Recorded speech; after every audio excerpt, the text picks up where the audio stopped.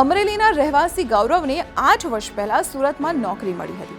3 વર્ષ પહેલા તેને હોમ લોન લીધી હતી અને સુરતમાં ઘર ખરીદ્યું હતું અને ઈએમઆઈ ભરવાનું શરૂ કર્યું હતું। રેપો રેટમાં વધારાને કારણે તેની ઈએમઆઈ વધી ગઈ, જેથી તેને પોતાના ઘરનો ખર્ચ પૂરો કરવામાં મુશ્કેલીઓ આવવા લાગી।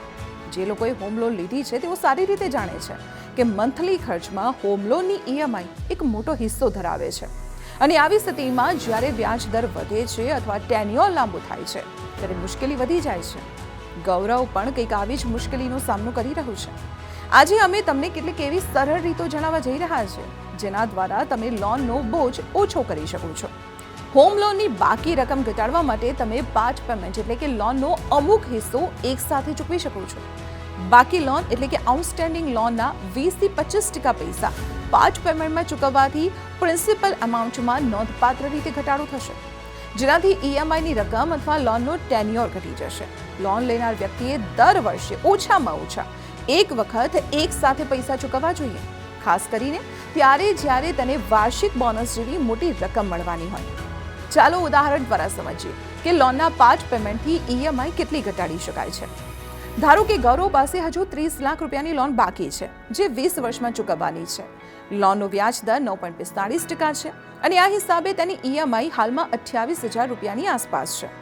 જો ગૌરવ લોનની રકમના 20% એટલે કે 6 લાખ રૂપિયા પાર્ટ પેમેન્ટ કરે છે તો તેની ઈએમઆઈ ઘટીને 22,300 રૂપિયા થઈ જશે।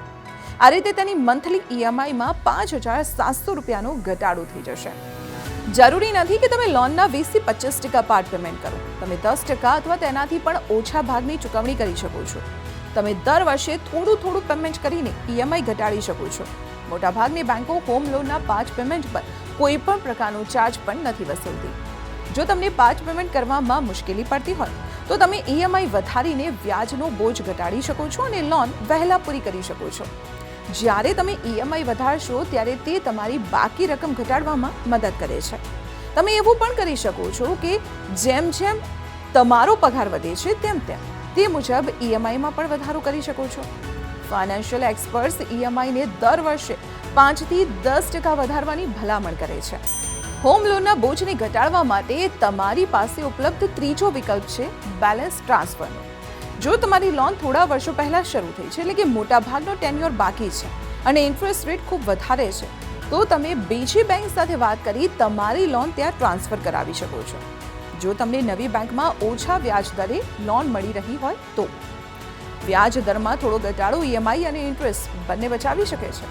હોમ લોન ટ્રાન્સફરમાં પણ ઘણા ચાર્જ હોય છે અને આવી સ્થિતિમાં તમામ ચાર્જ ઉમેર્યા પછી નક્કી કરો કે તમને બેલેન્સ ટ્રાન્સફરમાં લાભ થઈ રહ્યું છે કે નહીં। તો ગૌરવની જેમ તમે પણ ઉપર જણાવેલ પદ્ધતિઓનો ઉપયોગ કરીને લોનને ઝડપથી બંધ કરી શકો છો, પરંતુ યાદ રાખો, ઉતાવળ ન કરો અને કેટલીક બાબતો ધ્યાનમાં રાખો। પહેલું એ કે પર્સનલ લોન લઈને લોનનું પ્રી પેમેન્ટ ક્યારેય ન કરવું। હોમ લોનની સરખામણીમાં પર્સનલ લોનના વ્યાજ દર વધારે છે, સાથે જ હોમ લોન પર ટેક્સ બેનિફિટ પણ મળે છે।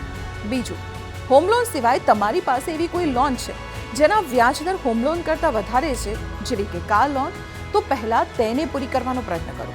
ત્રીજું, લોનની કોઈ પણ ઈએમઆઈ મિસ ન કરો, કારણ કે તેનાથી તમારા પર પેનલ્ટી લાગી શકે છે, તમારું ક્રેડિટ સ્કોર બગડી શકે છે, જે ભવિષ્યમાં લોન મેળવવામાં મુશ્કેલી ઊભી કરશે।